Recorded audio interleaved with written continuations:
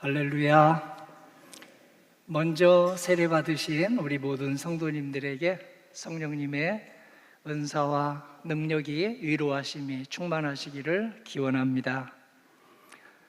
자녀가 태어나면 온 집안이 아주 크게 기뻐합니다. 세례를 받으면 천사들까지 기뻐합니다. 오늘 비 오는 날에 준비하느라고 부모님들이 수고가 많았습니다. 그 수고를 하나님께서 다 아시고 받아주십니다. 오늘 저희는 요한복음 21장에서 우리에게 받은 직분과 사명을 기쁘게 감당하는 은혜를 말씀에서 받으려고 합니다. 부활 5번째 주일이면서 동시에 우리 바깥만 화려한 게 아니고 우리 안에서도 영혼의 진선미, 진실하고 선하고 아름다운 불꽃이 가장 뜨겁게 타오르는 5월을 맞이했습니다. 오늘 본문에서 주님은 성도님과 제가 이 사회 한복판 살아오면서 얼마나 성적을 많이 고득점을 거두었느냐 하지 않으시고 우리에게 얼마나 사랑하느냐, 삶의 근본인 가족을, 성도를, 직장 동료들을 얼마나 사랑하느냐 물으십니다. 사랑에 4가지가 있죠.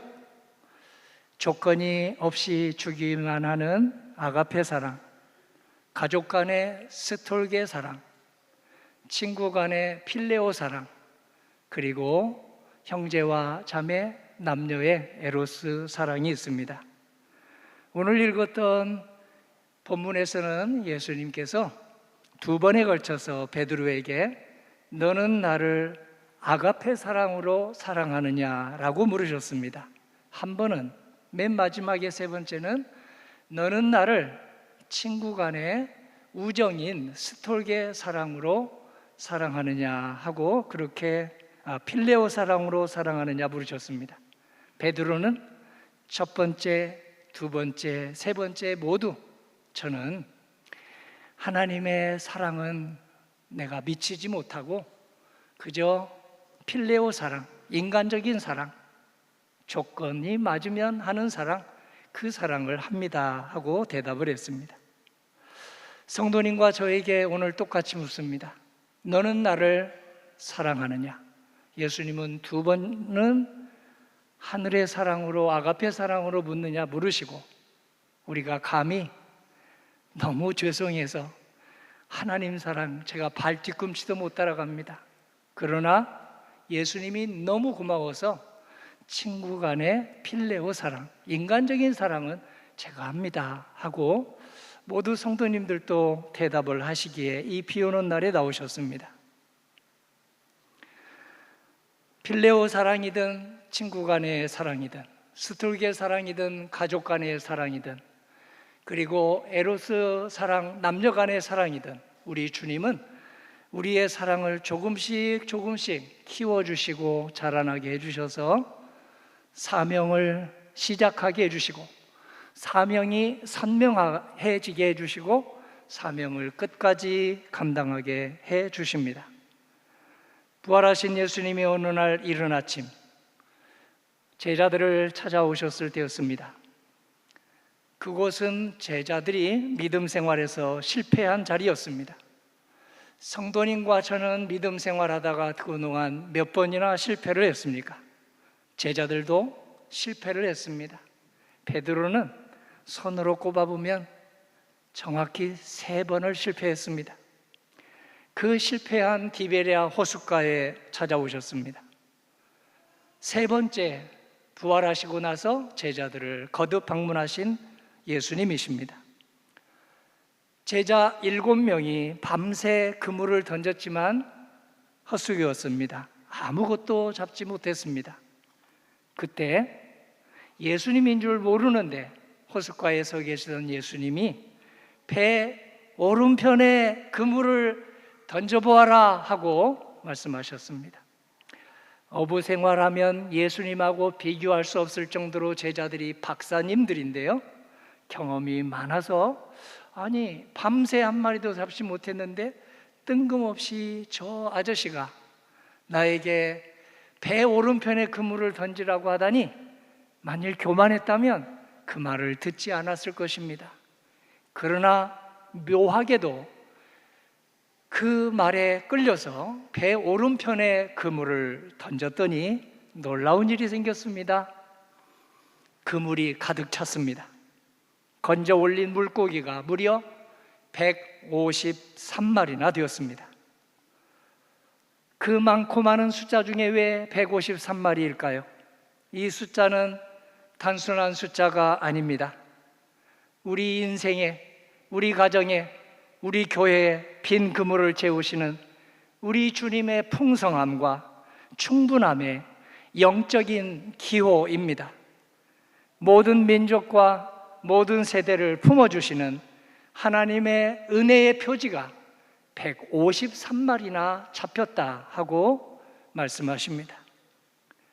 우리 모두 빈손으로 왔다가 빈손으로 가는 인생인데, 주님께서 조건 없는 은혜로 우리의 성적표 따라 주지 않으시고, 성적이 낮아도 우리에게 하늘의 생명, 하늘의 평화를 153마리나 되도록 충만하게 가득하게 채워주신다는 영적인 표지입니다.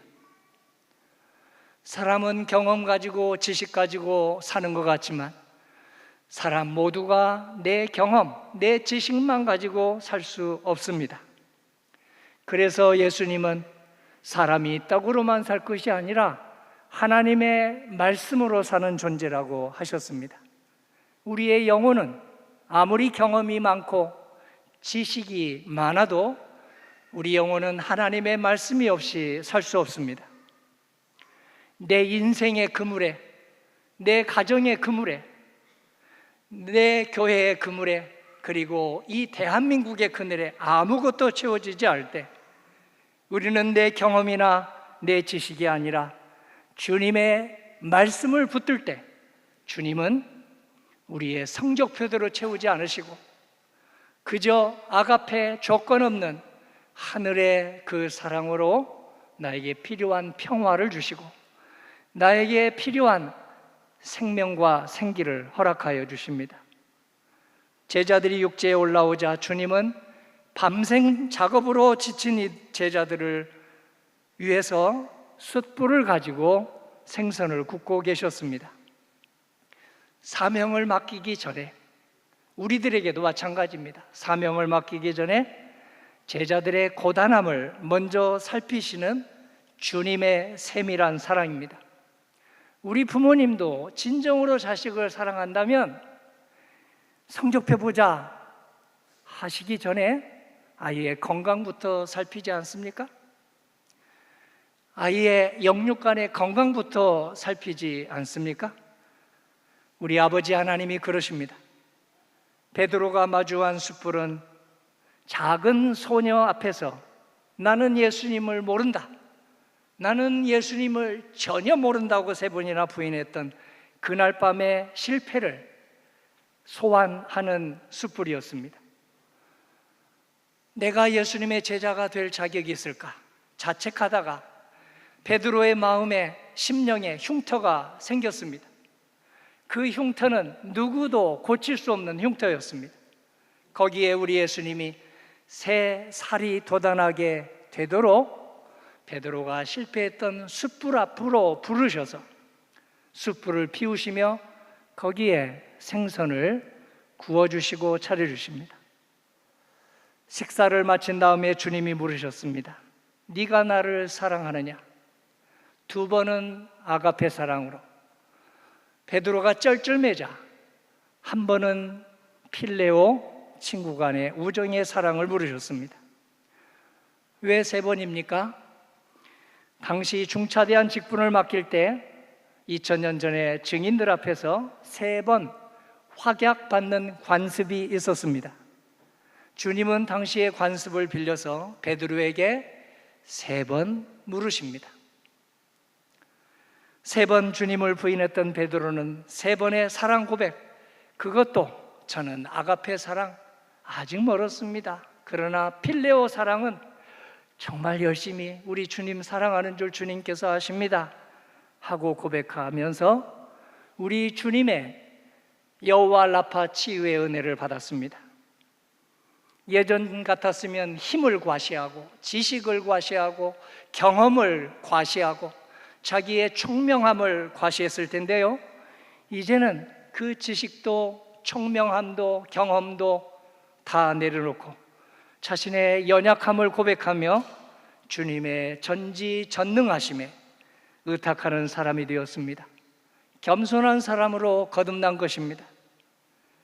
주님은 거듭나는 베드로에게 사역의 매뉴얼을 먼저 내밀기보다 사랑을 먼저 깨닫게 해주십니다. 왜 그러셨을까요? 이렇게 사역하면 된다, 이렇게 신방하면 돼, 이렇게 설교하면 돼, 이렇게 직분을 감당하면 돼 할 텐데 왜 먼저 사역 매뉴얼은 들이미시지 않고 왜 사랑을 먼저 확인할까요? 사랑이 없는 사역은, 사랑이 없는 사명은 영혼을 짓누르는 고역이 되기 때문입니다. 짐이 되기 때문입니다. 사랑이 있는 사명이야말로 그 교회 직분이 어떠하든지 우리에게 기쁨이 있는 날개가 되기 때문입니다. 사랑할 때 우리는 사명자가 되어서 시작을 합니다. 예수님은 베드로에게 사랑이 제1임을, 최고임을, 처음부터 마지막임을 확인하십니다. 주님은 우리가 짐에 눌린 일꾼이 아니라 하나님의 기쁨을 누리는 동역자가 되기를 바라셔서 교회에서 성도님과 저에게 이 직분, 저 사명을 맡겨주셨습니다. 그래서 주님은 내 능력이 얼마나 되느냐, 얼마나 총명하냐, 얼마나 경험이 많으냐, 얼마나 지식이 많으냐 하는 대신에 사랑하는 자여, 사랑하는 자여, 사랑하는 자여, 지금 나를 사랑하느냐 하고 물으십니다. 그때나 지금이나 우리 주님의 관심은 우리의 성과나 우리의 성적보다 주님을 향한 사랑하는 우리의 마음에 있습니다. 그때나 지금이나 우리 주님이 궁금해 하시는 것은 내가 쌓아 올린 행적이나 업적이 아니라 지금 내 시선이 주님을 사랑하는 시선으로 향하고 있는지를 관심하십니다. 사랑하면 사랑할수록 사명을 확신합니다. 우리 사명이 선명해집니다. 얼마나 귀하고 얼마나 보배로운지 확신하게 됩니다. 세상의 안락함보다 주님을 더 귀히 여기는 사랑이 우리 눈길에 머물 때 비로소 우리는 가족의 존귀함이, 성도의 존귀함이, 그리고 일터에서 우연히 만나는 것 같은 사람까지도 존귀함이 보이기 시작합니다. 사랑이 깃든 봉사를 할 때 자기 의를 드러내지 않습니다. 봉사하고 나서 생색내지 않습니다. 사랑이 깃든 봉사를 하지 못하면 자기 의를 드러내기 쉽고 상대방을 이렇게 상처 입히는 칼이 되기 쉽습니다. 사랑하면, 주 안에서 사랑하면 사명을 끝까지 감당할 수 있습니다. 사랑이 최고임을 확신하신 주님이 이렇게 당부하셨습니다. 내 어린 양을 먹이라. 내 어린 양을 돌보아라. 내 양을 먹이라고 부탁하십니다. 왜 양이 있는데 먼저 어린 양을 얘기하실까요? 순서가 있다는 얘기죠. 아기들을 먼저 보지 않습니까? 마찬가지입니다. 바로 우리의 미래인 다음 세대들이 어린 양입니다. 교회 학교 아이들이 어린 양입니다. 청소년이 어린 양입니다. 오늘 세례받은 두 아기가 어린 양입니다. 그리고 그들과 똑같은 새 가족이 어린 양입니다. 믿은 지 얼마 안 되는 새 가족이 어린 양입니다. 나이는 들었지만 삶의 무게에 짓눌려서 마음이 오그라든 이들이 70이 넘고 80이 넘어도 어린 양입니다. 그들에게는 우리 예수님처럼 존중해주는 사랑, 공감해주는 사랑, 진실한 사랑이 꼭 필요합니다. 그런 사랑은 공감해주고 또 존중해주고 진실하게 대하는 사랑은 반드시 기다려 줄 압니다.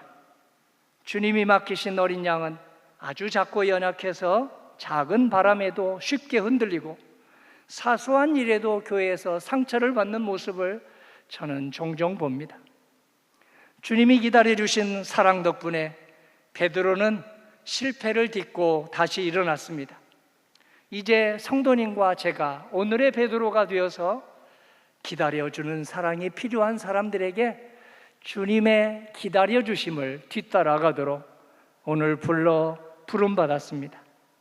가정과 목장에서 기다려주신 부모님 덕분에, 기다려준 우리 목자님 덕분에, 기다려준 우리 믿음의 선조들 덕분에 오늘 저희가 이 예배 자리에 비 오는 날에도 앉았습니다. 사랑으로 회복된 베드로는 복음을 증거하는 사람으로 거듭났습니다. 성령의 능력을 힘입어서 나면서부터 걷지 못하던 일을 붙잡아 주자 우리 주님께서 선수 일으켜 세워 걷게 해주셨습니다. 죽음의 문턱을 넘었던 다비다를 위해서 베드로가 간절히 기도하자 우리 주님께서 살려내셨습니다. 그 모든 능력의 뿌리는 사랑입니다. 디베랴 호숫가에서 베드로에게 거듭거듭 확인한 주님의 사랑입니다. 존중해주는 사랑, 공감해주는 사랑, 그리고 진실한 사랑 덕분입니다. 오늘 저와 성도님에게 주님이 물으십니다.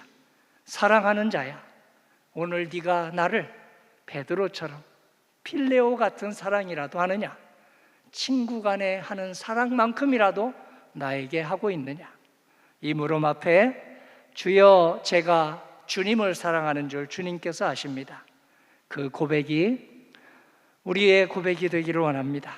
이 고백으로 주님이 주시는 사명의 날개를 달고 맡겨주신 직분 끝까지 감당하는 우리 모두 되기를 주님의 이름으로 기원합니다. 아멘. 사랑의 주님, 베드로처럼 몇 번의 실패로 자격 없다 자체가 된 저희들을 다시 사랑으로 일으켜 주시기 위해서 손 내밀어 주시니 감사드립니다. 억지로 지는 짐이 교회에서 있다면, 가정에서 있다면 내려놓고 주님이 주신 사랑의 날개를 달고 가족 사랑, 성도 사랑, 일터, 동료들의 사랑에 나서게 하여 주시옵소서. 우리의 부족한 인간적인 사랑도 성령으로 이끌어 주셔서 맡겨주신 사명을 끝까지 감당하게 하여 주시옵소서. 사랑의 주 예수 그리스도의 이름으로 기도합니다. 아멘.